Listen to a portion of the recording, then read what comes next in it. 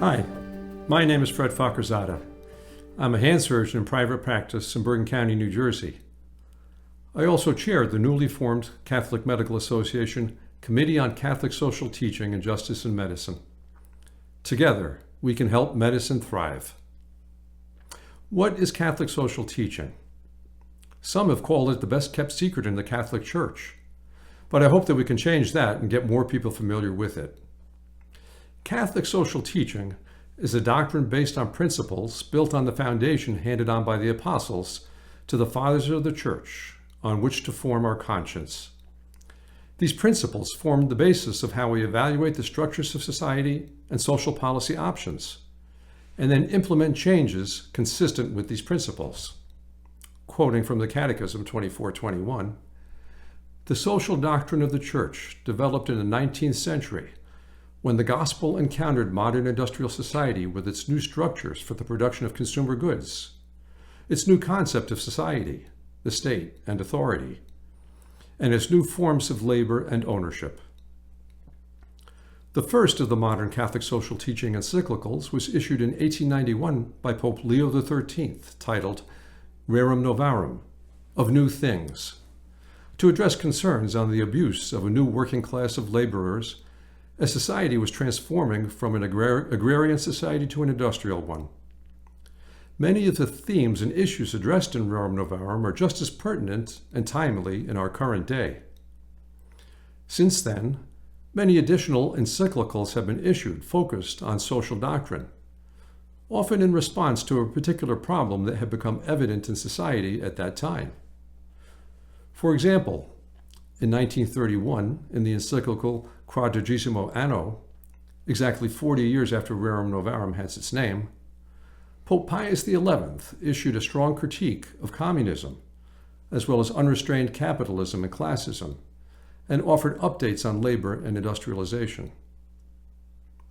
In Centesimus Annus, 100 years after Rerum Novarum, Pope John Paul II in 1991 highlighted Catholic social teaching with regard to economic development, recognized the interaction between economics, culture, and politics, and included family and life issues on the list of social concerns. Catholic social teaching is comprised of three basic principles: human dignity, solidarity, and subsidiarity. The first of these, human dignity, is the prime principle. All Catholic social teaching flows from this: the inherent dignity of every person that comes from being made in God's image. Quoting from Centesimus Annus, "No one can take away this human right, not even the majority of a democratic political body, because this dignity does not arise from the state or the will of the governed." This concept is the core of Catholic social teaching, going back to its earliest articulation by Leo XIII in 1891, when he wrote, "The state is bound to protect natural rights, not to destroy them," and reiterated by Benedict XVI when he wrote, "Fundamental rights are neither created by the lawmaker nor granted to the citizen. The value of human dignity takes precedence over all political decision-making." The second principle is that of solidarity. Solidarity, which flows from faith, is fundamental to the Christian view of social and political organization. As Benedict XVI wrote in Deus Caritas Est, "Love of neighbor consists in the very fact that in God and with God, I love even persons whom I do not like or even know. This can only take place on the basis of an intimate encounter with God. As in Scripture, even the pagans love their friend. But as Christians, we are called to love everyone. Love of God and love of neighbor define solidarity." Again, quoting John Paul II, solidarity is not a feeling of vague compassion or shallow distress at the misfortunes of others.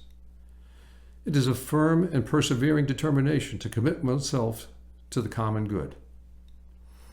It implies a dedication to the poor and disadvantaged through individual actions and collective initiatives to make social, political, and economic structures more just and fraternal. The same duty of solidarity that rests with individuals exists for nations. As stated in Centesimus Annus, peace and prosperity, in fact, are goods which belong to the whole human race. The third principle is subsidiarity. The most basic explanation of the principle of subsidiarity is that issues should be addressed at the lowest, most local level that is able to competently address that issue.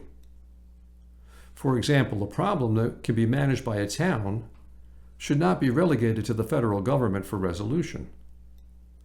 Subsidiarity calls us to be responsible as individuals as well. Subsidiarity was best defined by Pope Pius XI in Quadragesimo Anno. It is a fundamental principle of social philosophy, fixed and unchangeable, that one should not withdraw from individuals and commit to the community what they can accomplish by their own enterprise and industry.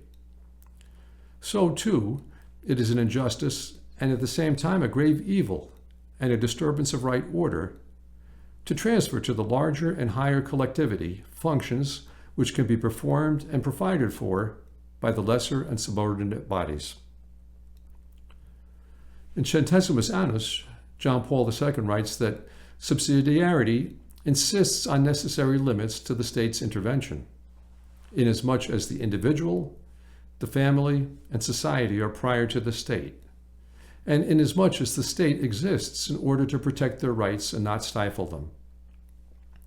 And Benedict XVI in Deus Caritas Est states, "We do not need a state which regulates and controls everything, but a state which, in accordance with the principles of subsidiarity, generously acknowledges and supports initiatives arising from different social forces, and combines spontaneity with closeness to those in need."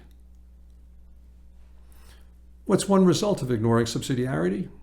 Blessed St. John Paul II wrote in Centesimus Annus 48, "By intervening directly and depriving society of its responsibility, the social assistance state leads to a loss of human energies and an inordinate increase in public agencies, which are dominated more by bureaucratic ways of thinking than by concern for serving their clients, and which are accompanied by an enormous increase in spending.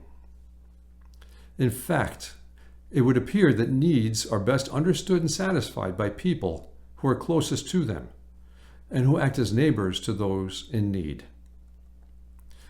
Dare I say that these observations seem almost prophetic when looking at what we are dealing with today. Essential to the understanding of Catholic social teaching is to recognize that all three of these principles must be considered concurrently and equally, lest their use become instrumental and selective.